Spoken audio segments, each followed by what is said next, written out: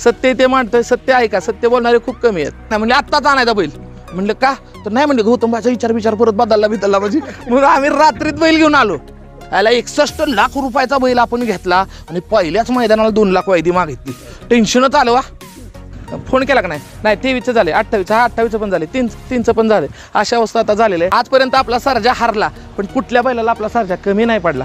म्हणजे तुम्ही स्वतःच्या स्वार्थासाठी काही करू शकता, पण जिथं तुम्हाला असं वाटतं की इथं माझा अपमान होतोय त्या दिवशी रणजित सराला ट्रोल करायचं हे कितपत योग्य आहे? टेन्शनमध्ये मी राहुलबाईला रडत फोन केला होता, रडत त्यावेळेस राहुलबाईंनी मला त्यावेळेस बैल दिला होता. तिथं त्या दिवशीची जी परिस्थिती होती ना, असं वाटायचं आपल्याला काय हानतेल बिनतेल काय. प्रचंड अंधभक्त आहेत, इतके अंधभक्त आहेत की आय मायच काढतात आपले. खरं बोललं तरी कळतंय. भैयांनी आम्हाला फसवलं नाही, उलट भैयालाच मी 4 वेळा फसवलं नाही. आणि सकाळी मला फोन करून म्हणतोय सर तेवढं मिटवायचं बघा की. हा माझ्याकडून चुकून झालं. हे निंबाळकर सर आहे ना, शर्यत क्षेत्र बंद करणार वाटतं. सराला गंडावले, कारण 18,51,000 की सभाकोटीचा विषय सांगतो तुम्हाला. एक मैदान घेतो, गट पासला बुलेट देतो, असं काय? हा ते विषय काय होता का नाही, त्या माणसाच्या डोळ्यात पाणी आलं आणि नाना आले माझ्यापाशी. कारण खाली कमेंट्समध्ये सगळ्या गाळ आहे, लोक घरी बसून काहीही बोलतात, लोकांना सत्य माहीत नसतं. माझा विरोध त्याच्या मागच्या चांडाळ चौकटीला आहे. आता कालचं बघा, तो काय बैलाच्यासाठी नाच जपायसाठी नाही आला, तो त्याचं नाव करायसाठी आलाय. तो एक माझ्यासाठी वाईट अनुभव. आता बरेच वाईट अनुभव आहेत खऱ्या अर्थानं. लोकांना या बैलगाडी क्षेत्रात पडद्या मागच्या घडामोडी काहीच कळत नाहीत, खूप विचित्र आहेत. जे दिसतं तसं काहीच नसतं. हे बैल जर तुमचा पळत नसेल तर तुम्हाला कुत्रंसुद्धा विचारत नाही, हे पण त्रिवार सत्य. तर त्यानं सांगावं की सर तुमचं वाक्य खोटं आहे, तर अजिबात खोटं काही बोलत नाही. जे काय आहे ते स्पष्ट बोलतं. जे काय आहे ते वास्तव मांडणं जर गुन्हा असेल तर तो मी गुन्हा करणारच. सर मला एक सांगा की तुमचं ह्या क्षेत्रात यायच्या अगोदरचं अकॅडमी आहे, नाही तर अजून काय त्या काळात म्हणजे त्या ह्याच्यात असताना ह्यो नाद कसा काय? सर्वप्रथम मी खिलार काऊचं मनापासून आभार मानतो का यांनी माझी आज मुलाखत घेतली. कारण बंदीच्या कालखंडामध्ये ज्यांनी खऱ्या अर्थानं खिलार काय आहे, गोवंश टिकावा याच्यासाठी संबंध महाराष्ट्रामध्ये अविरतपणे काम केलं आणि तेच काम आजही अविरतपणे चालू आहे. त्याबद्दल मनपूर्वक तुमचं अभिनंदन. आणि अशाच पद्धतीनं खिलार संवर्धनाचं काम तुमच्या हाती व्हावं आणि हा गोवंश संवर्धन व्हावा हीच ईश्वरचरणी प्रार्थना.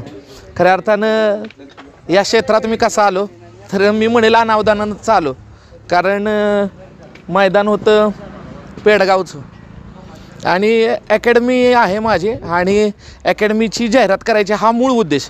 याच्यापूर्वी मी बोलबिडू नावाचं एक चॅनल बघत होतो. जनरली सोशल मीडियावर ॲक्टिव्ह होतो, पण बोलबिडू नावाचं एक चॅनल बनवत होतो. आणि त्यावेळेस ते प्रथमेश फाळके म्हणून एक यूट्यूबर आहेत, ते चांगल्या पद्धतीनं आपलं मत मांडत असतात आणि ते मला आवडतं. बोलबिडूत नाही म्हणतात, विषयच भारी. तर विषयच भारी बघायचो. त्यावेळेस बकासूर नावाची पुसेगावचं मैदान झालं होतं आणि त्या पुसेगावच्या मैदानामध्ये बकासूर आणि सोन्यानं क्रमांक केला होता. त्याच्यामुळं बकासूर हा बैल मला माहीत होता. मात्र पेडगावच्या मैदानात मी ज्यावेळेस आलो, ज्यावेळेस सुनील मोरेंनं 21 जूनचं भव्य दिव्य पेडगावचं मैदान भरवलं होतं. आमच्या अकॅडमीतली पोर आहेत, सासवडचा पोरगा एक आकाश आणि सौरभ धुमाळ म्हणून एक पोरगा आहे.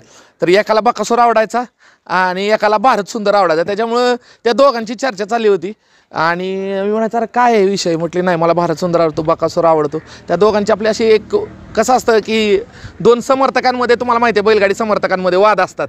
म्हणजे उदाहरणार्थ मथुर समर्थक घ्या, बकासूर समर्थक. मथुर जिंकला की बकासूर समर्थक ॲग्रेसिव्ह होतात आणि बकासूर जिंकला की मथुर समर्थक थोडेसे असे म्हणजे एकमेकांवरती विरोधात असतात. त्या पद्धतीनं होतं. एक आमच्याच अकॅडमीत भारत सुंदरचा फॅन होता, एक बकासूरचा फॅन होता. आणि सर म्हटले पेडगावचं मैदान आहे, मोठं मैदान आहे, चला बघायला. मग त्यावेळेस अकॅडमीतला एक मुलगा होता, त्याच्यासोबत आलो, 5-6 जण आलो आणि पॅम्पलेट आणली होती अकॅडमीची जाहिरात की बाबा अकॅडमीची जाहिरात इथं बैलगाडीत लोक बघायला येतात भरपूर, त्यांना देऊ आणि जेणेकरून अकॅडमीची माहिती आपल्या लोकांपर्यंत पोहोचवेल. आणि जाहिरात देत होतो. आणि मग त्यावेळेस त्या दिवशी मी कधीच एवढं बैलगाडी शर्यत बघितली नव्हती. त्यावेळेस पेडगावला 90 फेरे आले होते. ते सगळे फेरे मी त्या टेकडावर बसून बघितलेत. म्हणजे त्या दिवशी मी तिथंच होतो, बाकीची पोरं पॅम्पलेट वाटत होती, मी टावेल घातला आणि तिथं बसलो. त्याच्यानंतर फायनल दुसऱ्या दिवशी झाला, अजून मला आठवतं आहे. पेडगावचा फायनल त्या दिवशी झाला नाही, कारण 90 गट झाले, 10 सेमी झाल्या काहीतरी आणि परत फायनल अशा काहीतरी झालं होतं दुसऱ्या दिवशी. त्यावेळेस मला कळलं की ही बैलगाडी क्षेत्रात काय क्रेज आहे आणि खऱ्या अर्थानं मला तिथून वेळ लागलो. बकासूर दुसऱ्या दिवशी पण मी आलो, बकासूरनं प्रथम क्रमांक केला, खूप छान वाटलं. आणि मग त्यावेळेसपासून असं वेळ लागत गेलं. त्याच्यानंतर मग नानांची माझी खरी ओळख कुठं झाली असेल तर गुरसाळ्याच्या मैदानात कारण गुरसाळ्याच्या मैदानात माझ्या माहितीनुसार बक्कासूर आणि माहिब्याचा पायरा होता. बक्कासूर आणि माहिब्याचा पायरा होता, पण माहिब्या तासातच गेला एकदम तोंडाला. आणि नंतरनं परत पायरा यांना बदलला आणि परत टेस्टरवर यांनी गाडी टाकली होती. आणि त्यावेळेस आपले जे माहिब्याचे जे मालक आहेत त्यांच्याकडे मी फोटो मागायला गेलो होतो. त्यावेळेस त्यांनी मला तिथनं तिटकारलं होतं. इतक्या जोरात बोलले होते ते मला, हे म्हटले तुला मला काम आहे बाकीचं गाडी झुपायची, तुला काय रे फोटोचं पडलंय. तो दिवस माझ्या अजूनही आठवणीत आहे, आजही आठवणीत आहे. मला ज्या पद्धतीने त्या दिवशी मास्तरांना वागणूक दिली होती सदा मास्तरांनी, ती माझ्या काळजातच लागली. याला म्हटलं एवढं मी चांगला फोटो मागायला गेलो त्या माणसाला की बाबा मला एक फोटो द्या. त्यावेळेस ते टेन्शन मध्ये होते का तर गाडी बसल्या नाही नंतर माणसाला काय टेन्शन होतं ते मला आज कळलं. कारण त्यावेळेस मला त्याची जाणीव नव्हती. त्यावेळेस मी म्हणलेला काही माणूस मला फोटो देना, एवढा याचा नामवंत 1,10,00,000चा बैल, कारण चर्चा होती माहिब्याची. आणि नंतर मग तिथं त्या गोष्टी झाल्या आणि मग परत टेस्टरवर बैल झुपला यांना. त्या दिवशी बक्कासूरचा दिवसच नव्हता, कारण मी खूप उत्सुकतेनं गेलो होतो. आणि त्या दिवशी बक्कासूर 2दा पळून गटालाच मार खाल्ला. त्यावेळेस आय थिंक एका व्यक्तींनी कपडे काढून नाचली होती, काहीतरी ते रावण का कुठला बैल होता मला आठवत नाही, पण ते त्या व्यक्तीनं कपडे कोणता कुळकचा कुठला तर बैल होता एक, त्यांना कपडे काढून ती नाचली होती. बक्कासूरची गाडी दुसऱ्यांदा गटाला मारली होती म्हणून. तर तो गोष्ट झाली. तर नंतर मग हळूहळू नानांची ओळख होत गेली आणि अशा पद्धतीने ह्या क्षेत्राचं वेळ लागलं, नाद लागला तो लागतच राहिला. सर आता हे सगळं ह्या क्षेत्रात येत असताना घरच्यांनी विरोध केला असेल की नाही? खऱ्या अर्थाने विरोध हा घरच्यांचा कधी नव्हताच. म्हणजे काय की आम्ही एक तर छोट्या कुटुंबात राहतो. मी, माझा वडील, आई आमची कोविडमध्येच वारली, बायको आणि भाऊ असतो, बारका भाव आहे. त्याच्यामुळे घरातला सगळ्यात मोठा आणि करता माणूस तसा पाहिल्यानंतर वडिलानंतर मीच आहे. त्याच्यामुळे असा कोणी वगैरे विरोध वगैरे केला नाही, कारण हळूहळू या नादात आलो. म्हणजे सुरुवातीला 3 लाखाची खरेदी, परत 5 लाखाची खरेदी, परत 7 लाखाची खरेदी, नंतर 61 लाखाची खरेदी. सुरुवातीला 2-3 खरेदी केल्या, म्हणजे गरुडा केला, राजवीर केला, त्याच्यानंतर हिरा केला. ते अजूनही बैल आहेत, ती आपण दुसऱ्यांना एकमेकांना सांभाळायला दिलेल्या आहेत. मात्र या क्षेत्रात असं आल्यानंतर कळलं की बैल पळणाराच पाहिजे. म्हणजे बाकीचे बैल पण आपली पळतात, पण बैल पळणाराच असेल, पळणारा बैल असेल तरच या क्षेत्रात किंमत आहे. तुम्ही काहीही करा, कसं पण करा, पण बैल पळणारा असेल तर तुम्हाला किंमत आहे. बैल जर तुमचा पळत नसेल तर तुम्हाला कुत्रंसुद्धा विचारत नाही, हे पण त्रिवार सत्य आहे. सर आता ही 61 लाखाची खरेदी महाराष्ट्रात कोणी आजपर्यंत डेअरिंग केलं नव्हतं एवढ्या किमतीचा बैल घेण्याचा. ते तुम्ही रिस्कच होती बरं का, ते म्हणजे रिस्कच होते. कारण चांगल्या ह्या क्षेत्रात जाणत्या माणसाला पण ती रिस्क घ्यावीशी वाटली नाही, ती तुम्ही घेतली होती. ती तुम्हाला काय होतं, म्हणजे पुश काय करत होतं त्या टायमाला ती रिस्क घ्यायसाठी? विषय असं काय नव्हता बरं का. म्हणजे विषय तर काय डोक्यात पण नव्हता की मी सर्जा घेईल. सर्जा घेणे हा माझ्या डोक्यात कधी विचार पण नव्हता. पण आम्ही एका चांगल्या बैलाच्या शोधात होतो, हे मात्र त्रिवार सत्य आहे. चांगल्या बैलाच्या शोधात होतो, मात्र आम्हाला बैल मिळत नव्हता. मला नानासारखं म्हणायचे, एकतरी काय निघेल, एकतरी काय निघेल आणि कधी निघेल. तोपर्यंत आम्ही 3 बैल घेऊन बसलो होतो. 15-16 लाख रुपयाचे आमच्या खरेदी झाल्या होत्या. पण काय होत होतं, त्या बैलांवरती आम्हाला बाकीची बैल टॉपची गावत नव्हते. आणि त्या काळात सर्जा आणि बाब्यानं एक वेगळंच वातावरण निर्माण केलं होतं. कारण बुलढाणा एक्सप्रेस बाब्या आणि सर्जा चांगल्या पद्धतीनं पळत होते. आणि चांगल्या पद्धतीनं पळत असल्यामुळं सर्जाचं नाव तुम्हाला तर माहिती आहे की एक चांगल्या पद्धतीनं होतं. आणि सर्जा त्या काळामध्ये टॉपलाच पळत होता. म्हणजे आज पण म्हणजे सगळ्यात टॉपचा बैल म्हटला जातो बक्कासूर. आणि मग बक्कासूरच्या सोबत सुद्धा सर्जा खूप छान पळत होता, दिसायचं चांगला पळतोय असं व्हायचं. आणि अचानक ते लिंबूचं मैदान, आता लिंबूचं मैदान झालं, भैयांनी निवृत्तीचा निर्णय घेतला. आम्हाला पण वाटलं खरंच निवृत्ती घेत आहेत, बैल काय काढलाय. काय लोक म्हणली भैया असंच करतात की बाबा निवृत्तीचा निर्णय जाहीर करतात, बैल विकतात, गंडावतात लोकांना आणि बैल घेण्याचा प्रयत्न करतात. म्हणजे पण आम्हाला विश्वास होता की सर्जा खरंच 61 लाखाचा आहे. मी आजही सोशल मीडियाच्या माध्यमातून हे सांगू इच्छितो की गौतम भैया चांगलाच माणूस आहे. त्यांना वाटलं की बाबा त्यांच्या बैल 61 लाखाला विकायचा आहे. प्रत्येकाला अधिकार आहे की आपल्या बैलाची किंमत किती करायची, काय करायची. म्हणजे शेवटी मालकच ठरवेल ना. जर एखाद्याला वाटलं की बाबा हा बैल एवढ्या किमतीला विकायचा, शेवटी तो मालकाचा निर्णय. जर मालकाला तेवढ्या किंमत आली तरच तो विकेल ना, म्हणजे मालकाला जर ती किंमत आलीच नाही तर मालक का विकेल, प्रत्येकाचा प्रश्न आहे. एखाद्याला वाटतं, उदाहरणार्थ आम्ही याच्यापूर्वी सुद्धा बकासूरचा करार आम्हाला करायचा होता 5 वर्षाचा, 1 कोटी रुपये आम्ही करारासाठी त्यांना द्यायला तयार होतो. म्हणजे सर्जा घ्यायच्या अगोदर आमचा बकासूरशी करार चालला होता. मात्र विषय कुठं अडला की विषय आम्ही म्हणायचो बक्षीस 50-50% आणि मामा म्हणायचे वायदे आम्हाला पाहिजे. म्हणजे हिथंच फक्त विषय अडकला. म्हणजे हे सत्य आहे, जे काय आहे ते सत्य आहे. मामांना सुद्धा याच्या म्हणजे असं आहे की बाबा रणजित सर खोटं बोलते असं काहीच नाही. याच्यापूर्वी ते माळशिरसचे त्यांचे एक नियोजन करत होते, टेंगिल का काय नाव आहे मला आठवत नाही त्यांचं. तर ते माळशिरसचा एक व्यक्ती होता.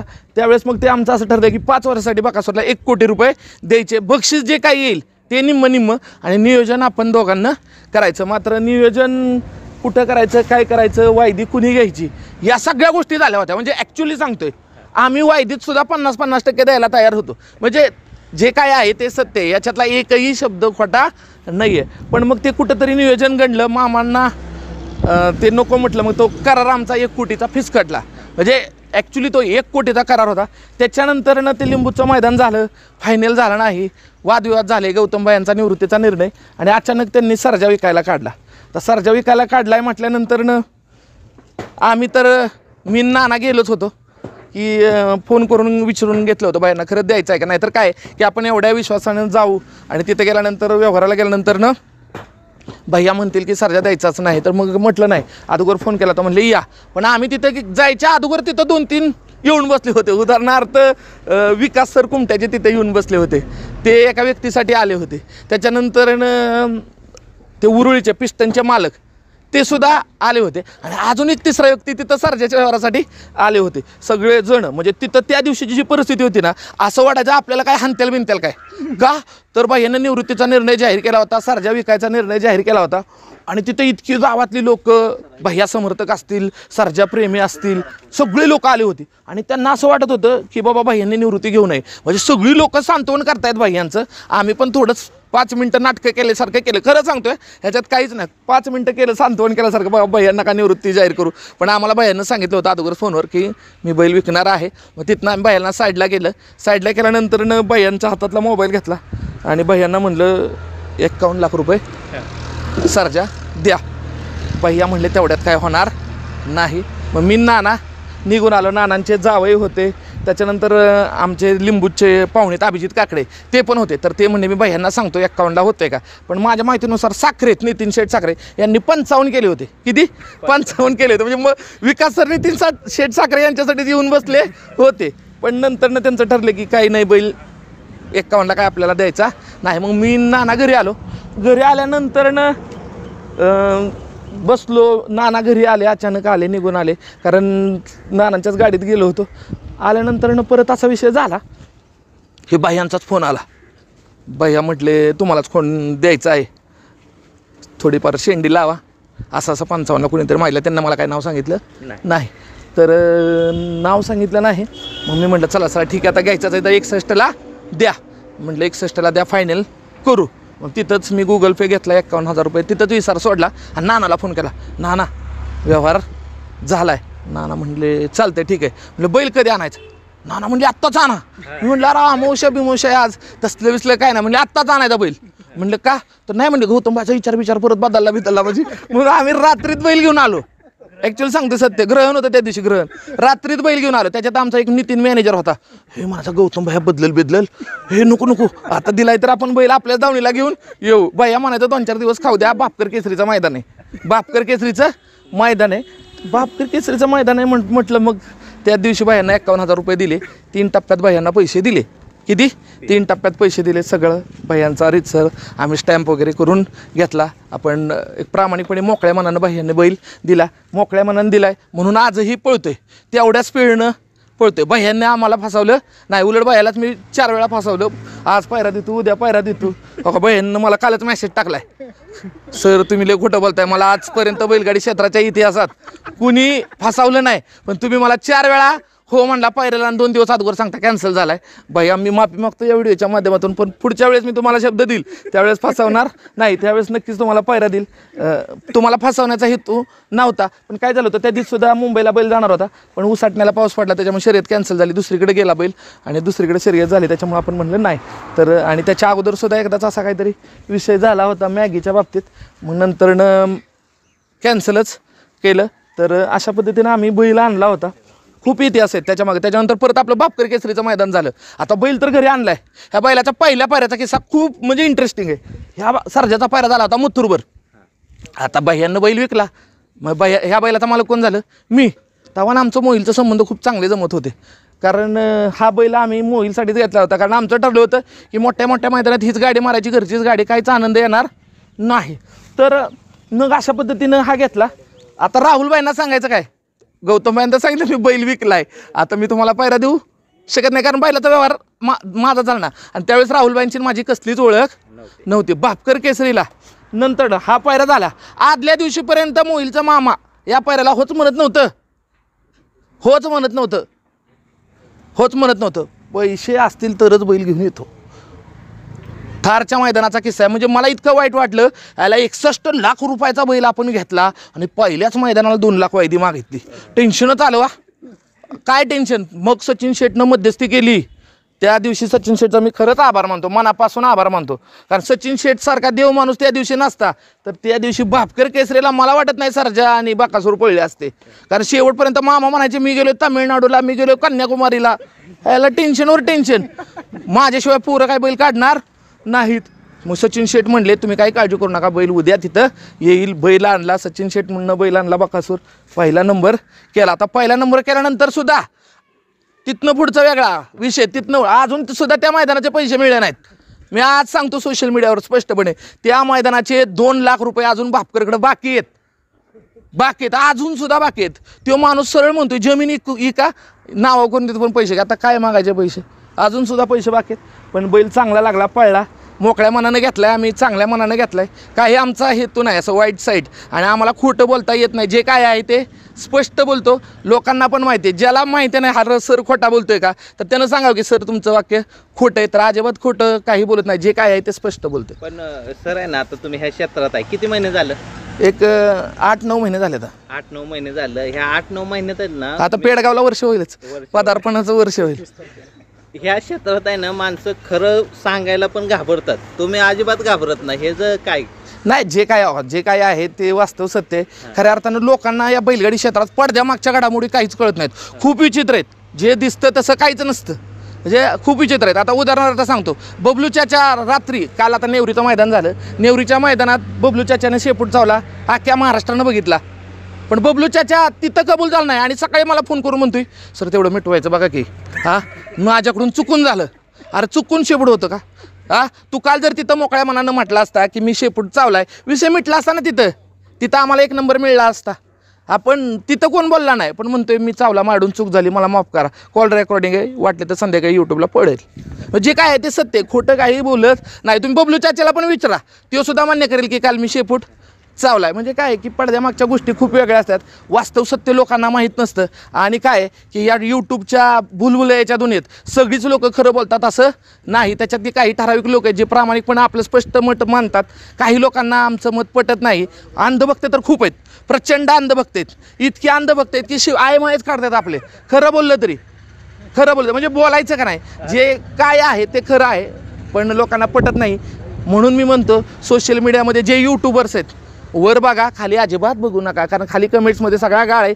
लोक घरी बसून काहीही बोलतात. लोकांना सत्य माहीत नसतं. आता ज्यांना माहीतच नसतं त्यांच्याविषयी काय बोलायचं. सर आहे ना, सकाळी आपलं ठरलं की आज मुलाखत घ्यायला जायचं आहे. मग मी काय डोकं लावलं की म्हटलं सर काय आपल्याला ऐकत नसतं बोलायला. मग मी म्हटलं प्रेक्षकांची मदत घेऊ. नक्कीच. मग मी 1 मिनिटाची क्लिप टाकली आणि म्हटलं आज सरांची मुलाखत घेणार आहे, प्रश्न विचारा. मी आपण ते सरांना विचारू. 350 कमेंट आले. अरे वा. त्याच्यात आहे ना जास्तीत जास्त प्रश्न हाच आहे की सरांना बकासूरचा एवढा राग काय? बरोबर आहे. आता बकासूरचा राग मला काहीच नाही. मी तुम्हाला सांगितलं ना, बकासूरच्या मागं जी चांडाळ चौकटी आहे ना ती लय विचित्र आहे. म्हणून म्हटलं मला बकासूरवरशी राग यायचा काय कारण आहे? त्या नंदीवर चिडून काय उपयोग आहे? त्या नंदीचा त्यात काय दोष आहे का? म्हणजे लोकांना माहीत नाही. लोकांना असं वाटतं की रणजित सर आता बकासूर विरोधक झालेले आहेत. बकासूरवर मी का राग धरू आणि बकासूरवर राग धरून काय उपयोग? माझा विरोध त्याच्या मागच्या चांडाळ चौकटीला आहे. आता कालचं बघा, उदाहरणार्थ पहिला दिवस मी विरोध करायला खऱ्या अर्थानं मोठ्या प्रमाणावर कुठून सुरुवात केली. काय मैदानामध्ये मला सुद्धा होकार मिळाला. आपण उद्या मैदानाला जायचं आहे, मैदान करायचं आहे आणि आदल्या दिवशी संध्याकाळी जर फोन येत असेल उद्या पायरा होणार नाही, वाईट वाटेल का नाही? हां, आणि तुम्ही दुसऱ्या पायऱ्यात पळताय, वाईट वाटेलच. म्हणजे काय की पायरा ठरून सुद्धा आणि काही गोष्टी पैशाच्यासाठी अशा पद्धतीने होत असतील तर काही गोष्टी व्हायला लागल्या, चुकून पद्धतीनं वादविवाद व्हायला लागले. दुसरा प्रश्न झाला त्याच्यानंतरनं माळशिरसच्या मैदानात. म्हणजे माळशिरसच्या मैदानात काय झालं की माळशिरसच्या मैदानात नाना बक्कासूरच्या गाडीवर बसणार होते. माहीत नसेल तर तुम्हाला सांगतो, नाना बक्कासूरच्या गाडीवर बसणार होते. त्याच्या अगोदरच नाना मुळशीला जाऊन, सुसगावला जाऊन ना मामांची, वैभवची, सगळ्यांची, सचिन शेठसुद्धा मुंबईवरनं आलेले मध्यस्थी करायला की गाडीवर बसणार आहेत. आणि अचानक नाना छकड्यापाशी गेले आणि छकड्यापाशी गेल्यानंतरनं त्या व्यक्तीचं आता नाव सांगत नाही, त्याच गटातील एक व्यक्ती म्हणा, नाना तुम्ही कासर बांधा, आज छोट्या ड्रायव्हर गाडीवर बसणार आहे. वाईट वाटेल का नाही? त्या माणसाच्या डोळ्यात पाणी आलं आणि नाना आले माझ्यापाशी रडत होते. म्हणलं नाना काय झालं?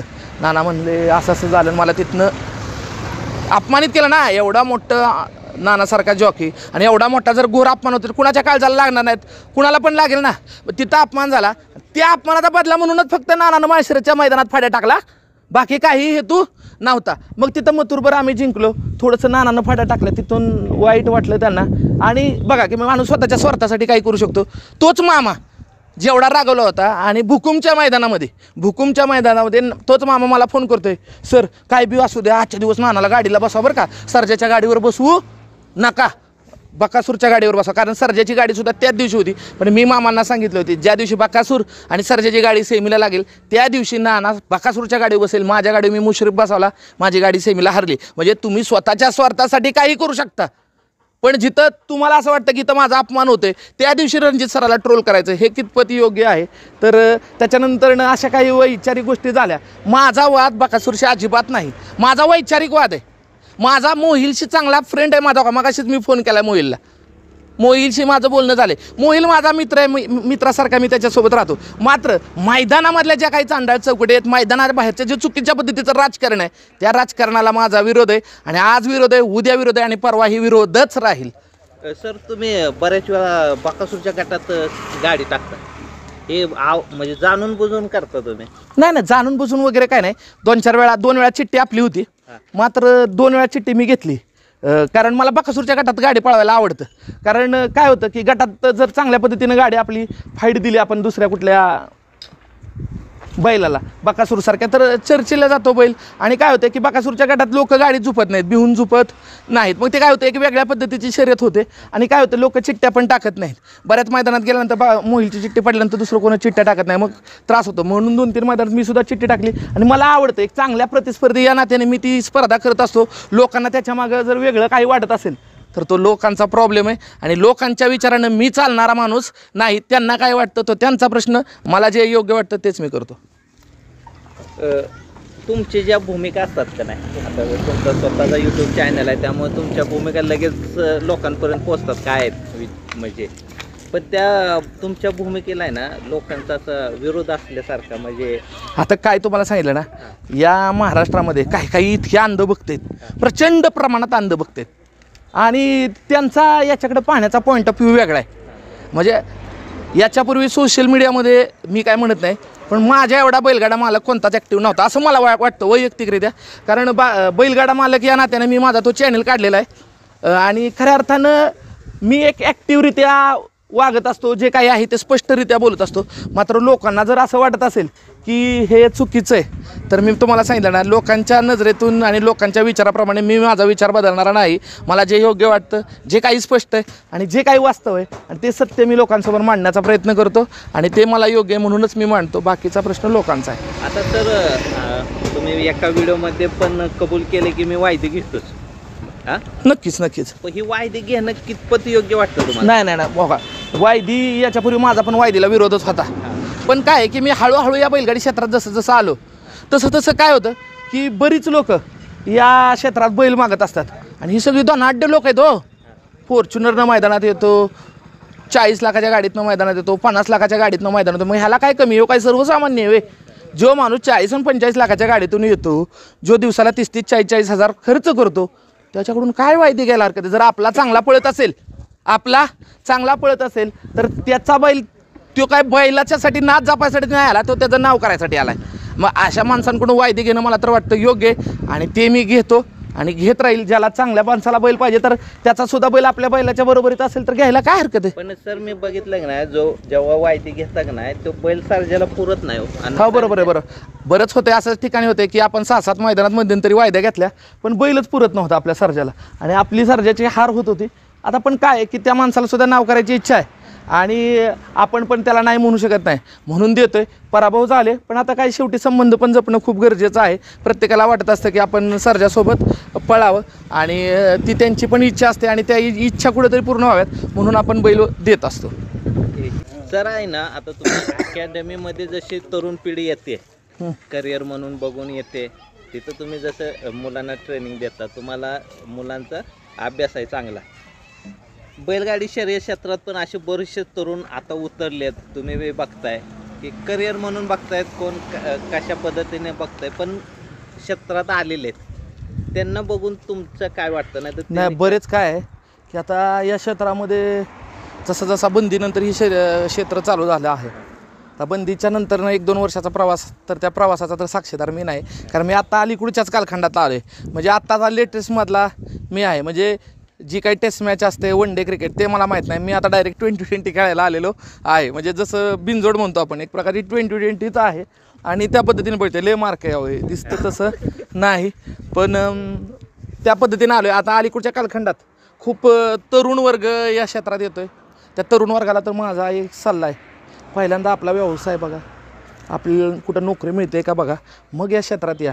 व्यावसायिकदृष्ट्या जर तुम्ही या क्षेत्रात येत असाल तर कुठं ना कुठं तर एक चांगल्या पद्धतीचा विचार केला गरजेचा आहे. व्यावसायिकदृष्ट्या येत असाल तर 4 खोंड घ्या, ती तयार करा आणि ती जर चांगली पळायला लागली तर का. जर तुम्ही अशा पद्धतीनं आला तरच काहीतरी होऊ शकतं. नाहीतर काय होईल, जर तुम्ही डायरेक्ट जसं म्हणतो आपण एखादा स्टार्टअप सुरू करतो, म्हणजे एखादा 5-10 लाख रुपये व्यवसाय टाकतो आणि तसा जर बैल घेतला आणि तो नाही पळला तर नंतर भिकेच्या डोहाळे लागल्याशिवाय राहणार नाही. आणि या क्षेत्रात यायचं असेल तर थोडासा पहिल्यांदा आपल्याला काहीतरी आपले सोर्स ऑफ इन्कम तयार करा आणि नंतर नाद जपा आणि त्या पद्धतीनं या क्षेत्राकडे बघा. अन्यथा जर तुम्ही फुल टाईम हेच करत असाल तर पुढं भविष्य तुमचं खूप अवघड आहे. नाहीतर काय की दुसऱ्याच्या बैलासाठी स्वतःचं आयुष्य झिजवायचं आणि शेवटी 500 रुपयावरती जिंदगी झंड करायची, असली अवस्था या क्षेत्रात आहे. आणि तर पुढचा दिवस खूप वाईट आहेत. आता तुम्हाला त्याचा बैल पळत असतो, मालक संभत असतो, पण पळतीच्या काळात तुम्हाला कोणताच मालक हात घालत नाही, तुम्हाला उभारी देणार नाही. त्याच्यामुळं खऱ्या अर्थानं तुमचा व्यवसाय बघा, नोकऱ्या कशा पद्धतीने मिळतील ते बघा.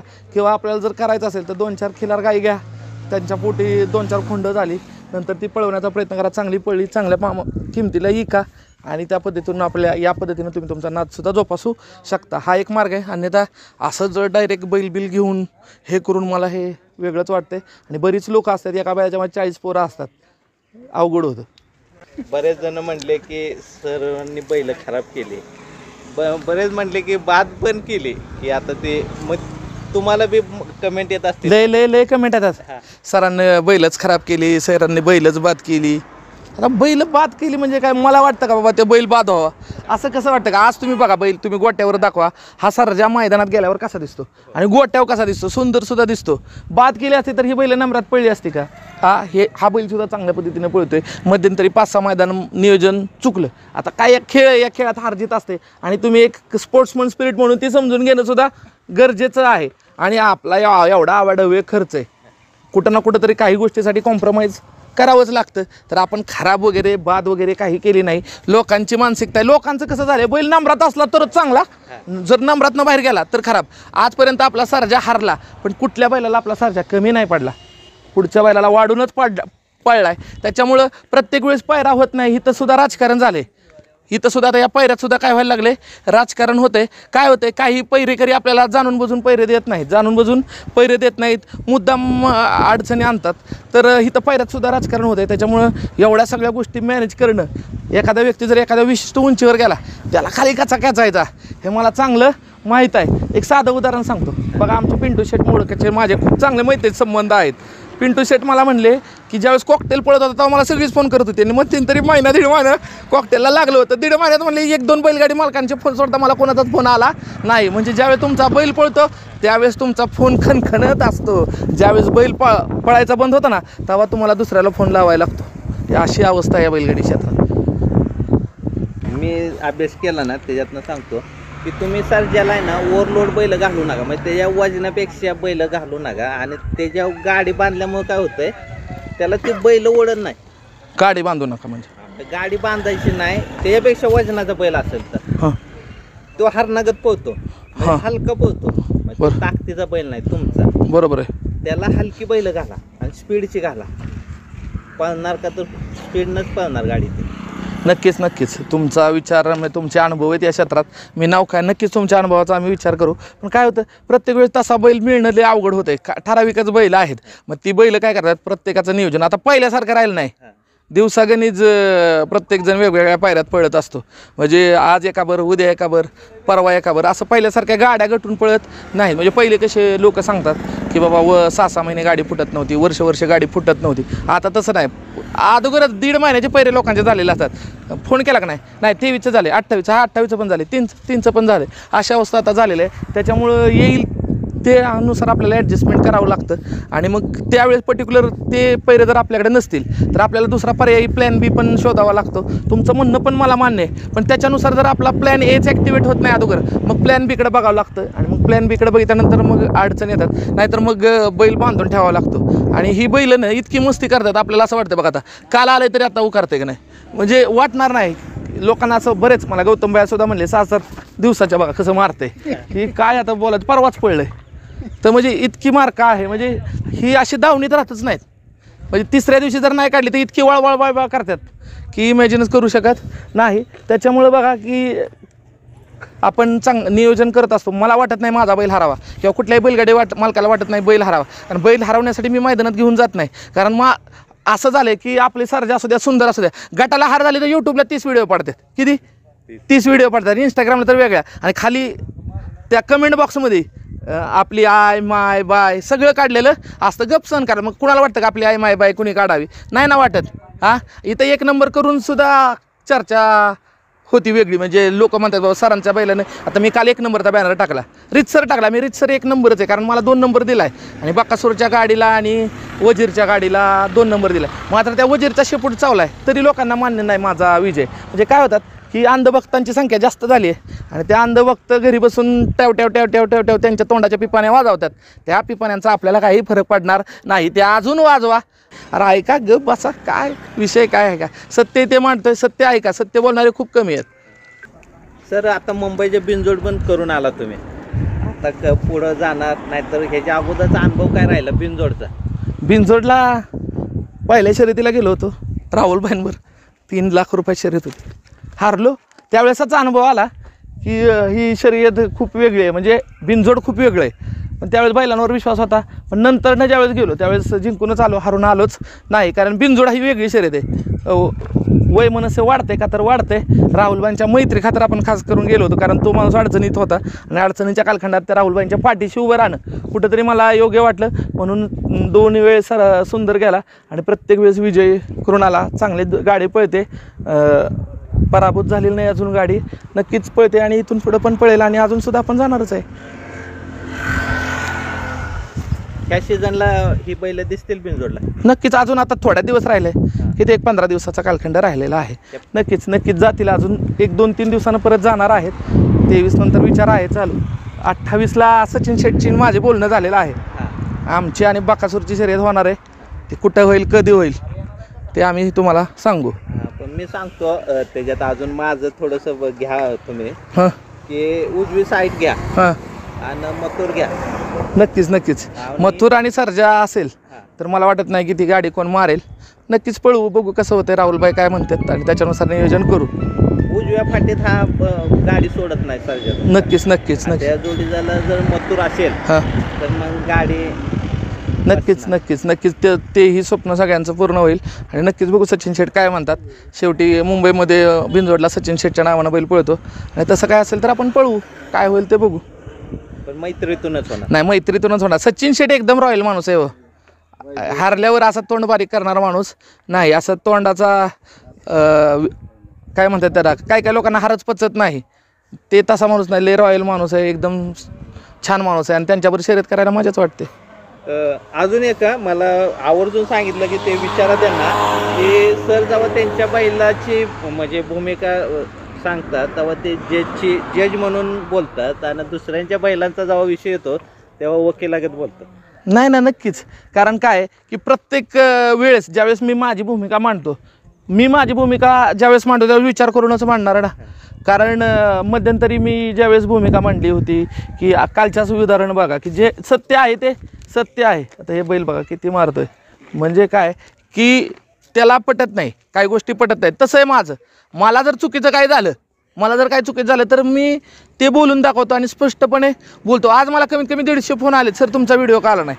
कारण लोकांना माहिती आहे सर काय आहे ते स्पष्ट बोलतो आणि खरं बोलतो. लोकांना वास्तव सत्य ऐकायची हे वाटतं. मात्र बघा पुसेगावच्या मैदानामध्ये ज्यावेळेस बकासूरच्या कडच्या गटाची गाडी लागली नव्हती. आता त्याचा ड्रोनचा व्हिडिओ दुसऱ्या दिवशी आला, त्यात आपली काय चुकी आहे का? ड्रोनच्या व्हिडिओमध्ये मला तर अजून वाटतं, मी तिथं पवन पशीत होतं, पवन यादव ओरडून सांगत होता की बकासूरची आणि सुंदरची गाडी लागली नाही. मात्र आयोजकांनी का त्या सुंदर आणि बकासूरला निकाल दिला हे सुद्धा गुड मला अजून कळलं नाही. या विषयावर पवनचा आणि माझी चर्चासुद्धा झाली. कारण पवनचं ते P3 होतं ना, तो बघत होता. पवननं सांगितलं होतं गाडी लागली नाही, मात्र परत आयोजकांनी त्यांनाच निकाल दिला. पण परत शेवटी निकाल बदलला आणि ते झालं. मग त्यावेळेस सुद्धा त्या रोमनची बाजू मीच मांडली. त्यावेळेस लोकांना वाटलं की वकिलीच्या पद्धतीनं मांडतोय. आणि काय वेळेस ज्यावेळेस माझ्या बैलांची भूमिका असते त्यावेळेस ती माझी सत्याची बाजू असते, सत्य पद्धतीनं सांगत असतो. लोकांना जर ती जजसारखं वाटत असेल तर तो लोकांचा प्रॉब्लेम आहे. सर आहे ना, आता मी बघत होतो बैल तुम्ही जातीतली घेतली होती, म्हणजे जातीवंत जे बैल असतो खिलार की जेव्हा नुसता बघितला की हो काय करेल ते सांगेल, ही तुमची दोन्ही बैल आहे. ते मला वैयक्तिक वाटायचं की खिलार प्रेमी आहेत सर, बरोबर. नाहीतर जातीतला म्हणजे अभ्यास आहे चांगला यांचा. कारण असली बैल 2 एका दावणीला आलेत म्हणजे चांगलं पारखी येतं. आणि हे असतानाच इथं साय आणला तुम्ही. नाही, विषय काय सांगतो की आमचे मित्र सहकारी, मी कोणत्या नंदीला नावं ठेवतोय असं नाही, तर लोकांना असं वाटेल की सर बाबा बैलाला नावं ठेवतात, हे का मारते यार, हो उद्या पळायचं आहे अजून तरी मारते बघा. तर नशीब त्याची शिंबी, इकडची शिंबी काढली. काल परवा एकाच्या पोटाला लागले, मारता वाचले. इतकं बेकार मार्क आहे. आता दुसरं झाले, नंतर तर काय करेल काय नाही. आमचे मित्र सहकारी आहेत ना, दैवत गोवेकर, ते मला नेहमी सांगतात की म्हणजे मी कोणत्या नंदीला नावं ठेवत नाही. मसुरी जातीची बैलं म्हणजे चायना माल आहे. आणि आपली जी खिलार जातीची जी बैलं आहेत तर ते म्हणजे 24 कॅरेट गोल्डचं सोनं आहे. तर सुरुवातीला सुद्धा मी चायना मालामध्येच होतो. कारण गरुडा असेल, राजवीर असेल, ही सगळी माझी मसुरी जातीची बैल. म्हणजे काय ती व्हिडिओमध्ये बघितली की नाही अशी वाटतेच पळतात, बुंग बुंग बुंग बुंग बुंग असं वाटतं याला हे कसलं पळल. बघितलं की घेतलं, 2 वेळा 3 वेळा तर झालं. पण नंतरनं ह्या खिलार जेव्हापासून आले तेव्हापासून असं वाटतंय व्हाईट गोल्ड शिवाय नाही. हा जो साय आहे हे आमचे मित्र सहकारी संतोष तोडकर आणि आमच्या दोघात बैल आहे. आणि हा त्यांच्याकडे होता आजवर, नंतर आता आपण सगळं ते आपल्याच नियोजनात घेतलं आहे. हे दिसायला असं दिसतंय, हे कुठल्याच अँगलनं जातीवंत वाटत नाही. मात्र ज्यावेळेस ही पळतं ना, पळायला ज्यावेळेस लागतं ना त्यावेळेसच लोकांना कळतं हे काय. कारण लोक मला म्हणतात सर तुम्ही कसली बैल आणताय ना आता ती पळतात. म्हणजे की लोकांना असं वाटत होतं की हा सुंदरचंच उदाहरण सांगतो. हा ज्यावेळेस मी 18,51,000 घेतला त्यावेळेस नानासुद्धा म्हणले सराला गंडावले. कारण 18,51,000 पहिल्या दिवशी धनाजी पिसाळ आला होता, नाद महाराष्ट्राचा, साध महाराष्ट्राचा यूट्यूब चॅनल. धनाजी पिसाळ नानांना जाऊन म्हणलं नाना लई पैसे देत का वाढवून किंमत लावली. पण जेव्हा ही पळायला लागलं तेव्हा लोकांना कळलं ही काय आहे. अशा पद्धतीनं आहे. ही 24 कॅरेट गोल्ड आहेत आपल्याकडची, नक्कीच नाव करतायत. आणि यांच्या नावामुळे तर माझं नाव आहे. नाही तर ही पळली नसती, ही चर्चेत नसती तर मला कोण कुत्रं विचारायला आलं नसतं. ह्या 2 पायऱ्यांना फोन येतात. माझ्या राजवीरला फोन काय येत नाही, माझ्या गरुडाला फोन काय येत नाही. कारण जो पळत नाही त्याला कोणीही पायरा देत नाही. सर हे जे सुंदरचे किती 1 नंबर? सुंदरचे 4 ठिकाणी 1 नंबर झालेले आहे. 1 नंबर झालेत. मग ते 1.25 कोटीचा काय विषय आहे? आता काय आहे की 1.25 कोटीचा विषय सांगतो तुम्हाला. नाशिकचे एक हॉटेल व्यावसायिक आहेत, त्यांनी आपल्याला 90 लाखाला बैल मागितला होता. तर आपण त्यांना म्हटलं 1.25 कोटी रुपये आले तर हा आपण बैल देऊ. त्याच्यामुळं तो व्यवहार फिसकटला. त्याच्यानंतरनं आनंदा पैलवानानं सुद्धा 1 कोटीला मागितला होता. कोणासाठी मागितला होता त्या व्यक्तीचं मी नाव घेऊ शकत नाही, कारण काही गोष्टी अशा आहेत. गौतम बायानं पण मागितला होता.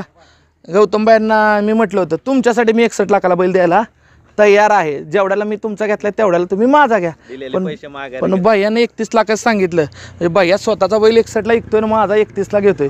हे माझ्या तर बुद्धीत बसत नाही आणि म्हणून मी त्यांना बैल दिला नाही. 31 लाख रुपये भैयांना मागितले होते, मी खरं सांगतोय.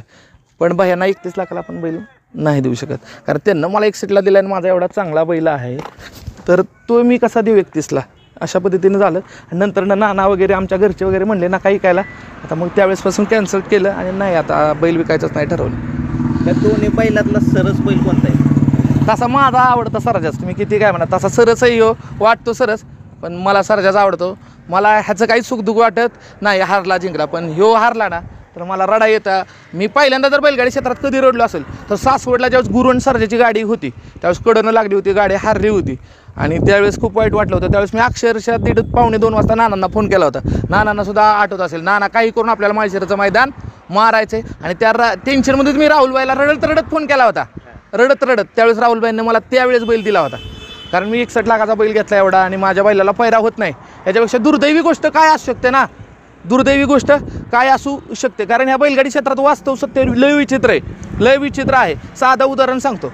मादळ मुठ्ठीचा मल्हार आमचे संतोष निकम यांनी 31 लाखाला का काहीतरी घेतलेला आहे. त्या बैल उजेडातच नव्हता, गुलालातच येत नव्हता. त्या माणसानं मला 2 मैदानासाठी 1,20,000 रुपये वायदे दिली. किती? तेव्हा त्या मैदानात दोन्ही मैदानात त्याला गुलाल झाला. म्हणजे तुम्हाला 31 लाख रुपयाचा बैल घेऊन सुद्धा 60,000 रुपये वायदे द्यावी लागते. प्रचंड वास्तव खूप वेगळं आहे. सर आहे ना, आज व्हिडिओ टाकले त्याला भरपूर कमेंट आल्या, 350 कमेंट आल्या. त्यातली एक कमेंट बऱ्याच जणांनी केली की हे निंबाळकर सर आहे ना शर्यत क्षेत्र बंद करणार वाटतं. नाही, कारण काय की लोकांना असं वाटतं की माझ्या बोलण्यामुळं वादविवाद होतील. नाही, पण मी स्पष्ट बोलतोय, खरं बोलतोय. कारण खरं बोलणं असं वाटतं की या क्षेत्रात गुण आहे. कधी कधी त्रास पण होतो आणि खूप त्रास असं होतो. त्याच्यामुळे शर्यत क्षेत्र बंद पडायचा काय विषयच नाही. जे काय आहे ते वास्तव मांडणं जर गुन्हा असेल तर तो मी गुन्हा करणारच. आणि मी काय म्हणतोय सर, आता हे एवढं खरं बोलता तुम्ही, हे कधी अंगलट येईल असं वाटतं का? होतात, येतात फोन, मारेलच तुला, असं करेल तसं करेल, सगळ्याच गोष्टी कॅमेऱ्यासमोर पण आणता येत नाही. मात्र होतो त्रास. मात्र खरं बोलायला मला काही वाटत नाही आणि मग मी बोलत राहतो, कारण कुणी ना कुणीतरी बोललं पाहिजे. जशा पद्धतीनं आत्ता अन्यायाविरुद्ध विलास पैलवान असतील, शेवाळे आबा एक चांगलं काम करतायत. खऱ्या अर्थाने विलास पैलवानांचं तर मी कौतुकच करेल, कारण खूप प्रामाणिकपणे काम करत आहे. म्हणजे ज्या व्यक्तीला काहीच घेणं देणं नाही तसं पाहिलं तर का त्या माणसाचा स्वतः वैयक्तिक इकडं बैल पळत नाही, मात्र सर्वसामान्य बैलगाडी माणसाच्या पाठीमागं खंबीरपणे उभं राहतात आणि त्यांनासुद्धा माहिती आहे त्रास होतो. त्यामुळे खरं बोलून जर त्रास होत असेल तर तो त्रास सहन करण्याची मानसिकता पण हवी आणि ती आहे माझी. आता 9 महिने झालं तुम्ही ह्या क्षेत्रामध्ये, एक चांगला अनुभव सांगा की खरंच ह्या क्षेत्रात आलो बरं झालं की असा अनुभव आला मला, आणि एक वाईट अनुभव पण सांगा. नक्कीच चांगला अनुभव म्हणजे जर पाहिलं तर ज्यावेळेस आम्ही मुंबईला बिनजोडला गेलो होतो, मी आणि माझा मित्र सहकारी, आम्हाला चहा प्यायची इच्छा होती. 4, 4:30, 5च्या दरम्यान आम्ही पोचलो होतो. पोचल्यानंतर तिथं चहा प्यायला गेलो. चहा प्यायला गेल्यानंतर चहा बी पिलो. चहा पिल्यानंतर तो माणसानं बिलच घेतलं नाही. मी म्हणलं अरे का? म्हणलं रणजित सर तुम्हीच ना? म्हणलं हो. म्हणजे की आपण ज्यावेळेस एखाद्या गावात जातो, एखाद्या ठिकाणी जातो, एक आपली चांगली ओळख या बैलांमुळे निर्माण झालेली आहे. त्या दिवशीसुद्धा आम्ही खेड शिवापूरला गेलो होतो. सगळे 10-20 जण जेवायला बसले होते. 7,000 ते 8,000 बिल झालं होतं. एक अननोन व्यक्ती आला, त्यानं डायरेक्टच बिल देऊन टाकलं. म्हणजे एवढं प्रेम या बैलांमुळे मिळतं आहे. कुठल्याही गावात जावा, 4 लोक ओळखायला लागली, नातेसंबंध जुळायला लागले, लोक प्रेमानं बोलवतात घरी जेवायला वगैरे यात्रेचं. याच्यापेक्षा काय आहे की आज माझी ओळख एक मर्यादित क्षेत्रापुरती होती, मात्र या बैलांमुळं मी महाराष्ट्रात नव्हे तर 7 समुद्रापलीकडं ओळख झाली. कारण मला वाढदिवसा दिवशी नेदरलँड, न्यूयॉर्क इकडून फोन आले आणि व्हिडिओ कॉल आल्या. मी ज्यावेळेस फोन उचलले त्यावेळेस मला अक्षरशः भारी वाटलं, यार परदेशात सुद्धा आपला फॅन फॉलोइंग आहे आणि या बैलांमुळे माझी ओळख झाली. त्याच्यापेक्षा चांगला अनुभव असू शकत नाही. आणि वाईट अनुभव मी तुम्हाला मगाशीच सांगितलं. ज्यावेळेस बैल हारला माझा सासवडच्या मैदानात, अक्षरशः 1:30 वाजता मी रडलो होतो, डोळ्यातून पाणी आलं होतं. कारण त्या दिवशी मला कळलं की बैल हारल्यानंतर काय होतं. म्हणजे तो एक माझ्यासाठी वाईट अनुभव. आता बरेच वाईट अनुभव आहेत, कारण मी बैल घेतल्या मला 61 लाखाचा बैल घेऊन पहिल्याच मैदानात मला जर 2 लाख पाहिजे द्यावी लागत असेल, याच्यापेक्षा सुद्धा वाईट दुर्दैव काही नाही. असे अनुभव खूप आले आणि या अनुभवातूनच शिकत गेलो. त्याच्यामुळे जशाच तसं राहतोय. सर आता येणारा काळ आहे, आता स्पर्धक पण बरेच वाढत चालले म्हणा, नाही तर चांगली बैल उमटायला लागली म्हणा. ह्याच्यात कसं काय नियोजन काय तुमचं? नक्कीच बघा, खेळ आहे, शेवटी आपला बैल पण आहे, कधी ना कधीतरी हळूहळू कमी येणारचं, शेवटी त्याचं वय आहे, सर्टन एजला तो कमी पाळणारच आहे. म्हणजे की काय की आता हा आहे, हा चौसा आहे, तो दुसरा आहे, तो आदत आहे. म्हणजे भविष्यात आपलं नाव चालू राहावं याच्यासाठी सुद्धा आपण पुढच्या नियोजन केलं पाहिजे. म्हणजे या सर्जा सुंदर नंतर साई आहे, आता सर्जा आहे, अजून आपला सर्जाचं वय 3 वर्ष, म्हणजे 4 वर्ष तर बिंदास पळेल. सुंदर आहे, सुंदर 2 वर्षाचा आहे, म्हणजे तो 4 वर्ष पळेल. साई तर 16 महिन्याचा आहे फक्त. म्हणजे की भविष्यात सुद्धा की आपलं नाव राहील याच्यासाठी सुद्धा आपण नियोजन करतोय. सर्जा सुद्धा सुंदर असेल, नक्कीच माझं नाव राखतील याबाबत तर मला तीळ मात्र शंका वाटत नाही, कारण तो हा माझा फेवरेट डायलॉग आहे, तीळ मात्र शंका. कारण बरेच जण चर्चा करतात, तर नक्कीच चांगल्या पद्धतीनं पळतात आणि पळत राहतील. म्हणजे सर आता तुम्ही लाईफ टाईमसाठीच ह्या क्षेत्रात आला? नक्कीच नक्कीच, कारण ह्या क्षेत्रात बरेच, कारण मध्यंतरी बघा माझा वापर आढळराव पाटलांच्या क्लिपमध्ये सुद्धा आला. मला कधी वाटलं नव्हतं की आढळराव पाटलांच्या प्रचाराच्या कॅम्पेनमध्ये रणजित निंबाळकर असेल. तुम्ही इंस्टाग्रामला त्यांच्या कॅम्पेनिंगमध्ये सांगितले की भविष्यात ज्या पद्धतीनं प्रो कबड्डी झाली त्या पद्धतीनं महाराष्ट्रात ह्या बैलांच्या स्पर्धा होतील, या बैलांचे सुद्धा निलाव होतील आणि एका वेगळ्या उंचीवर स्पर्धा जाईल. बघूया त्या पद्धतीचं कसं नियोजन आहे. भविष्यात जर एका वेगळ्या उंचीवर लीग पातळीवर व्यावसायिक पातळीवर ही जर बैलगाडी शर्यत न्यायची असेल तर एक वेगळ्या विचाराचा पण आपल्याला गरज आहे आणि तो विचार नक्कीच आगामी दिवसामध्ये तुम्हाला दिसेल. सर आहे ना, आता तुम्ही 9 महिन्यात भरपूर रान उरकलं, म्हणजे भरपूर लांब पोचला 9 महिन्यात. याचा अर्थ आहे तुम्ही चांगला अभ्यास केला ह्या क्षेत्राचा? नक्कीच नक्कीच, ह्या क्षेत्राचा मला चांगला अभ्यास आहे. कधी काय बोलावं, कुठं बोलावं आणि कधी काय करावं याची चांगली ज्ञान आहे आणि त्या पद्धतीने करत असतो. शेवटी काय की या क्षेत्रात जर आपल्याला टिकून राहायचं असेल तर काही गोष्टी कराव्याच लागतात आणि कधी कधी खोटंसुद्धा बोलावं लागतं.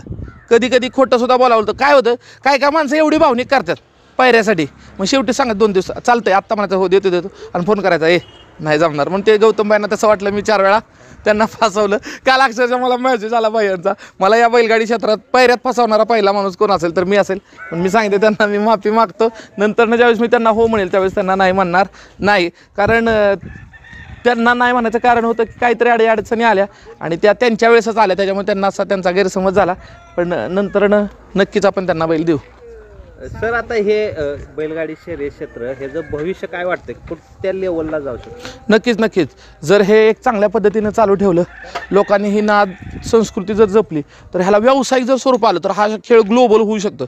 जसं हॉर्स रेसिंग ग्लोबल झाला तसा हा बैलांचा सुद्धा एक ग्लोबल होऊ शकतो. आणि जर त्याला ग्लोबल करायचं असेल तर व्यावसायिकता आली पाहिजे, नियम पाहिजेत, संघटना पाहिजे आणि त्या नियमांचं काटेकोरपणे पालन केलं पाहिजे. मग कोणी पण असो, मी असो, माझ्याकडून चुकलं तरी मला तेच शासन, मोठ्या बैलगाडी मालकाकडून चुकलं तरी तेच शासन. मात्र काय होईल, काय लोक आपली चूकच मान्य करत नाहीत. त्याच्यामुळे कुठं ना कुठं तरी संघटना हवी. विलास पैलवान असतील, शेवाळे आबा असतील, सगळ्यांना येणाऱ्या भविष्यात 27 तारखेला बहुतेक काहीतरी मिटिंग ठेवली आहे आणि संघटना चालू होईल. आणि महाराष्ट्रात एक नियम एक शर्यत पाहिजे, एक नियम एक सगळ्या महाराष्ट्रात एकच नियम. कुठं बी 3 फेऱ्याची शर्यत घ्या, एकच नियम पाहिजे. काय असतं, कुठं लॉबी टचला निकाल नसतो, कुठं तासपलटीला निकाल नसतो, कधी तर दुसऱ्या तासात अख्खी गाडी गेली तरच बाद, म्हणजे असे सुद्धा निकाल असतो. कधी पायावर निकाल असतो, कुठला अवयव पुढं आहे त्याच्यावर निकाल असतो. म्हणजे काय की या निकालामध्ये सुद्धा अडचणी यायला लागतात. ऑब्जेक्शन असतील, शेपूट चावल्यानंतर सुद्धा निकाल मिळतो. बऱ्याचशा गोष्टी आहे की गटाला सामना नसला तरी सामना दिला जातो. खेळ चिठ्ठ्यांचा तर तुम्हाला माहीतच आहे, खेळ चिठ्ठ्यांचा चालतो. तर सगळ्या गोष्टी प्रॉपर झाल्या पाहिजेत आणि ह्या जोपर्यंत प्रॉपर कधी होतील, ज्यावेळेस संघटना ॲक्टिव्हरित्या काम करेल. त्याच्यामुळे या क्षेत्राला जर ग्लोबल बनवायचं असेल, युनिव्हर्स करायचं असेल तर संघटना पाहिजे. आणि नक्कीच विलास पैलवान, शेवाळे आबा, मांगडे तात्या असतील, जे कोण वरिष्ठ असतील ते नक्कीच येणाऱ्या दिवसामध्ये संघटना चालू करतील आणि नक्कीच या क्षेत्राला वळण लागेल या दृष्टीनं प्रयत्न करत आहेत. आणि आपण त्यांच्यासोबत राहणं, कारण आपण नवीन युवा शिलेदार आहे, त्यांच्यासोबत राहणं, त्यांच्या कार्याला सोबत राहणं, जे काय करतील त्यांना साथ देणं हे आपली गरज आहे आणि ते नक्कीच आम्ही देऊ. बैलगाडी शर्यत क्षेत्रामध्ये असे काय बदल झाले पाहिजेत तुम्हाला काय वाटतं? नक्कीच, जर हे क्षेत्र ग्लोबल करायचं असेल तर पहिला बदल, एक गाडी एकदाच पळली पाहिजे. मग मी पण कितीतरी वेळा गटाला 2-2दा गाडी झोपलेली आहे. एक गाडी एकदाच पळली पाहिजे. गाडी जिथं लागेल, ज्या तासावं लागेल तिथंच पळवली पाहिजे. त्याच्यानंतर एक महाराष्ट्र एक नियम झाला पाहिजे. या गोष्टी झाल्या तरच खऱ्या अर्थानं ही क्षेत्र एक चांगल्या उंचीवर जाईल. होतंय काय, लोक भिवून खेळतात, बाबा बकासूरची गाडी लागली आपण नको झोपाय, दुसऱ्या गाड्या झोप, ह्या खेळाला काहीचा अर्थ राहत नाही. त्याच्यानंतर नोंद ही ऑनलाईन ही आदल्या दिवशीच व्हावी. आदल्या दिवशीच परत मैदानात नोंद नाही पाहिजे. काय होतं मैदानात नोंद असली की एक जण 4 चिठ्ठ्या टाकतो आणि एकाची एकच चिठ्ठी पाहिजे, एकाची एकच चिठ्ठी. नंबर टाकून जर झालं किंवा त्या दिवशी जरी झालं नंबर किंवा एखादं ॲप्लिकेशन घेतलं, ॲप्लिकेशनमध्ये त्या पर्टिक्युलर बैलाचं नाव त्याला येणारा नंबर, तो नंबर जर केला तर मला वाटत नाही की हे परत होईल. त्याचबरोबर रजिस्ट्रेशन पाहिजे बैलांचं. जसं बघा आज लोकमतला एक बातमी आलेली आहे, जर बैलाच्या कानात बिल्ला नसेल तर शर्यतीला परवानगी देऊ नका. तर बैलाचं रजिस्ट्रेशन झालं पाहिजे संघटनेला. म्हणजे सोबत सर्जा आहे, सर्जाचा नंबर 85 दिला आहे, तर एखाद्या ठिकाणी ज्यावेळेस सर्जा शर्यतीला नोंद करेल त्यावेळेस सर्जाचा नंबर तिथं रजिस्टर होईल. 85 नंबरची गाडी म्हणजे त्या 85 नंबरचा बैल परत नोंदवला जाईल का? नाही. म्हणजे त्याच्या पैरेकऱ्याचं पण नाव त्या ॲप्लिकेशनमध्ये येईल, जेणेकरून ती गाडी परत कधी डबल नोंदणार नाही आणि ते हिडन असणार आहे, ती गोष्ट कोणाला कळणार नाही. अशा पद्धतीच्या सूचना म्हणजे सर्जाची गाडीसुद्धा एकदाच म्हणजे आणि लॉट पण पडून जातील. तर दुसऱ्या दिवशी सगळ्यांच्या सोबत जर लॉट झाले तर या गोष्टी जर सुधारणा टेक्नॉलॉजीचा जर याच्यात आपण आधार घेतला, प्रत्येक बैलाचं संघटनेकडे रजिस्ट्रेशन, मग संघटनेला आपण एक 5,000 रुपये फी, 3,000 रुपये वर्षाकाठी दिली पाहिजे. कारण संघटना ज्यावेळेस काम करणार आहे प्रोॲक्टिव्ह पद्धतीनं, तर या संघटनेतल्या लोकांना सुद्धा मानधन दिलं पाहिजे, तर ते काम करतील. म्हणजे सपोज आपल्या महाराष्ट्रात एक साधारण मी विचार करतो की 10,000 बैल आहेत पाळणारे, मी म्हणतो जास्त पण असू शकतात पण एक 10,000 बैल आहेत मी म्हणतो, आणि प्रत्येकानं सर्वसाधारण 1,000 रुपये दिले तर एक समजा एक 50-60 लाख किंवा कोटभर रुपये झाले, तर त्याच्यातनं एक संघटना एका दिवशी 5 मैदान असतील, 6 मैदान असतील, तर त्यांना मानधन देईल संघटना स्वतःहून, जेणेकरून काय होईल ह्या संघटनेला शिस्त लागली आणि एखाद्या गोष्टीला जर पगार मिळाला चांगल्या पद्धतीने लोक त्याकडं चांगल्या पद्धतीने पाहतील. त्याच्यासाठी सुद्धा काही गोष्टी वेगळ्या पद्धतीने जर आपण केल्या तर नक्कीच चांगलं चालेल. नाहीतर काय होते कुणाला काय देणं घेणं नसतं, दमदाटी जोरावर मुस्कडदाबी चालते, त्याच्यामुळे काय होते गावाचा बैल पडला की राजकारण होते, सगळ्या गोष्टी होतात. त्याच्यामुळं अवघड आहे, तर शिस्त तर लागलीच पाहिजे. सर आता आहे ना तुमचा यूट्यूब चॅनल आहे आणि चॅनल चालू केला आहे, पहिला बकासूरच्या नावानं होता, बरोबर. नंतर नाव बदली झालं, नंतर मग पुन्हा आता बऱ्याचशाच व्हिडिओ पडत गेल्या. त्याचा उद्देश काय आहे? ज्यावेळेस चॅनल मी चालू केलं होता त्यावेळेस बकासूर नावानंच केला होता, कारण त्यावेळेस माझं तेवढं प्रेम आहे होतं आणि राहील. असं काय नाही की माझं आता प्रेम कमी झाले, पण नंतर मोहिल शेठ त्याच्या सहकाऱ्यांना चॅनल काढायचा होता बकासूरच्या नावानं, एकाच नावाचे 2 चॅनल झाले असते, म्हणून मी त्याचं नाव बदललं आणि रणजित निंबाळकर सर केलं. हा खरा उद्देश. आता ह्याच्यातून तुम्ही व्हिडिओ जे टाकता, गोल काय आहे का ह्या चॅनलचा? तुमचा मेन गोल असा काय आहे? नाही, काय गोल तर नाही होता. बघा चॅनल टाकतोय, बरेच जणांना मध्यंतरी माझ्यावर वाद केले की मॉनिटाईज काय चॅनल केला. अरे मॉनिटाईज केला म्हणजे काय चुकीचं केलं का? आणि एक जोड उतरवणार होता हो तुम्ही? हां जोड उतरवतो म्हणलेला तुम्ही? हा, लखन आणि देवाची खरेदी करायचा विचार होता, मात्र लखनच्या मालकांनी किंमत जास्त सांगितली. मी मग 1,30,31 लाख रुपये किंमत सांगितली, त्याच्यामुळे तो विषय सोडला. परत मला त्या कदमचा फोन आला होता, जो ड्रायव्हर आहे, सर 71ला घ्यायचा आहे का? आत्ता लखन एक 15 दिवसापूर्वी. मी म्हणलं आता 71 आम्ही घेऊ शकत नाही, तुझा बैल 6 दाती आहे आणि त्याचा पिरियड ऑफ टाईम 2 वर्ष पडेल, 2.5 वर्ष पडेल आणि 61 लाख खूप होतात. तर 41 लाखापर्यंत मला त्याला गिरायक होतं. एक जणांना सांगितलं की 41ला मागा तुम्हाला देतो, पण मी मागितला पण त्यांना काय मला दिला नाही. स्वतःहून फोन आला होता मला त्यांचा. आणि ते काय एक मैदान घेतो गट पासला बुलेट देतो असं काय? हां, ते विषय काय होता की आपण ते मैदान घेणार होतो, मात्र त्यावेळेस आमची अशी राजकीय परिस्थिती झाली की जो मेन स्पॉन्सर होता तो हिडन होता. तर तो स्पॉन्सर नंतर म्हटला की सर नको म्हटल्यानंतर शेवटी आपण त्याच्या जीवावर हे करणार होतो. शेवटी त्यानंच माघार घेतली, आमचं नुकसान झालं, माझी बदनामी झाली. पण शेवटी असतं, कारण आपण एखादी गोष्ट मोठ्या स्वरूपात करत असतो त्याच्या मागं पण कोण ना कोणतरी व्यावसायिक पार्टनर असतो की त्याचं काही राजकीय हित होतं. मात्र शेवटी त्यानंच माघारी घेतली म्हटल्यावरती आपण काही करू शकत नाही. आणि ही राजकीय जीवन आहे, याच्यामध्ये तो आपल्याला काही स्पॉन्सरशिप करणार होता, मात्र शेवटी त्यांना माघार घेतली म्हणून आपण ते मैदानच कॅन्सल करायचा निर्णय घ्या. आता आहे ना तुम्ही इतर मैदानाचे पैरे झालेले असतात ना, तुम्ही सोशल मीडियावर सांगता, ते मालक पण सांगत नाहीत कोणाला, ते तुम्ही डायरेक्ट सोशल मीडियावर ते सांगून टाकतात. त्या लोकांची अडचण होते की काय ना, मला मी संभावित पैरे सांगत असतो आणि ते अंदाज असतात, बरोबर येतात. आता त्याला मी काय करू शकत नाही. तरी पण मी अलीकडच्या कालखंडात संभावित पैरे सांगायचे बंद केलेले आहेत, कारण काय होतं लोकांना उत्सुकता लई असते, आज कोण कोणावर पळणार आहे. जसं आता उद्या बकासूर असेल, उद्या बकासूर शाहीर सोबत पळणार आहे, म्हणजे हे या गोष्टी ज्या असतात त्या माहीत असतात, ह्या माहीत असतात आणि कळत असतं. आता तुम्ही विचारा सर्जा कोणासोबत पळणार आहे. आता मी म्हणलं मथुरसोबत पळणार तर लोक उत्सुकतेनं तिथं येणार. पण उद्या काय सर्जा मथुरसोबत पळणार नाही तर टेन्शन येईल काय जणांना. तर काय असतं की सर्जा उद्या पण पळणार आहे. तुम्ही जर आज मुलाखत टाकली, कधी टाकणार आहे मला माहीत नाही, पण ज्यावेळेस आज मुलाखत टाकत तर उद्या सर्जा सुद्धा पळणार आहे. आणि काय होतं की लोकांना उत्सुकता असते, हा कोणावर पळणार आहे, तो कोणावर पळणार आहे, त्याच्यामुळं सांगत असतो आणि लोकांना कळतं अरे हे खरंच आहे. म्हणजे जेपर्यंत आम्ही पर्याय सांगतो. आणि आता अलीकडच्या कालखंडात एवढे गुपित ठेवायला लागलेत की विचार नका, तरी पण कळायचं ते कळतंय, शेवटी कळतंच. आपली यंत्रणाच खूप टाईट आहे. पण जिनको वो अपने समजते वो हमारे अपने. सर आहे ना, मी सांगतो म्हणून तुमचा पण अनुभव असेल म्हणा. आधी तुमचा सांगा की वायदे घेणाऱ्याचा फायदा आहे का वायदेवर बैल देणाऱ्याचा फायदा? विषय काय होतो माहिती आहे का, जर वायदे घेऊन बैल जिंकला तर बरं वाटतं, गुलाबात राहिला. आणि वायदे घेऊन बैल हारला ना, घरी आल्यानंतर असं वाटतं की वाईट वाटतं, यार बैल उगाच वायदेवरती दिला, आपली इज्जत जाते. आणि इज्जत गेल्यानंतर खूप वाईट वाटतं. विशेषतः काय होते की विशेषतः आपल्या बैलांचे म्हणजे सर्जा सुंदरचे फॅन फॉलोईंग चांगली झालेली आहे, लोक बघतात. बघा तुम्ही बाकीच्या, मी कोणत्या बैलाला नावं ठेवत नाही, पण आपल्या बैलानं गट जरी पास केला तर 30 व्हिडिओ पडतात आणि मैदान हारलं तरी जास्त व्हिडिओ पडतात. म्हणजे ठीक आहे, कारण आपण सोशल मीडियावर तेवढे प्रोॲक्टिव्ह आहोत, ॲक्टिव्ह आहे, म्हणजे लोकांना कळतं की बाबा नक्की काय चाललं. त्याच्यामुळे थोडंसं सोशल मीडियामध्ये चर्चा होते. जर सोशल मीडिया नसती ना तर कुणालाच काय कळलं नसतं. पण आता सोशल मीडियामुळे काय झाले की चर्चा जास्त होती आणि फोकसमधली बैल आहेत आपली. म्हणजे बकासूर असू द्या, सर्जा असू द्या, सुंदर असू द्या, मथुर असू द्या, बरीच बैल आहेत जी सोशल आहे, ज्यांना गट फेल झाला तरी खाली चर्चा करतात. पण जास्त जोर लोकांचा माझ्यावर असतो, कारण त्यांना माझ्यावर बोलण्यावरती तोंड सुघायला आनंद वाटतो. घ्या पोरांनो, मजा करा. सर आहे ना, शेवटचं मी सांगेन माझा, घ्या तुम्ही एक म्हणजे सल्ला देतो तुम्हाला की आहे ना, तुमची बैल वायदे देणाऱ्यातली नाही तीच बरोबर. त्यामुळे ना तुम्ही वायदे देऊन बैलच देऊ नका, नाही तर तुमचा लॉस आहे. बरोबर आहे. कारण तुमची बैल आहे ती ना अशा हलकी पळणारे आहेत, बोजा घेऊन पळणारी नाही, ताकदीची बैल नाही ती. बरोबर की ते बाजूच्याला दिला खांद्यावर त्याला गेला घेऊन, अशातली तुमची बैल नाहीत. त्यामुळे काय होईल, 1 दिवस 2 दिवस 4 दिवस हे वडेल, नंतर ह्याचा वडण्याचा मूड निघून जाईल. बरोबर आहे. रिवर्स येतील बैल. नक्कीच तुमचा विचार घेऊ आम्ही. आणि नक्कीच पायरा करताना सुद्धा आम्ही विचार करूनच करू, कारण तुम्ही मग अशा आल्यालाच मला सांगितले की ह्याच्यापेक्षा जड पायरा टाकू नका. नक्कीच विचार करू आणि तो विषय नक्कीच बंद करू येणार दिवसात.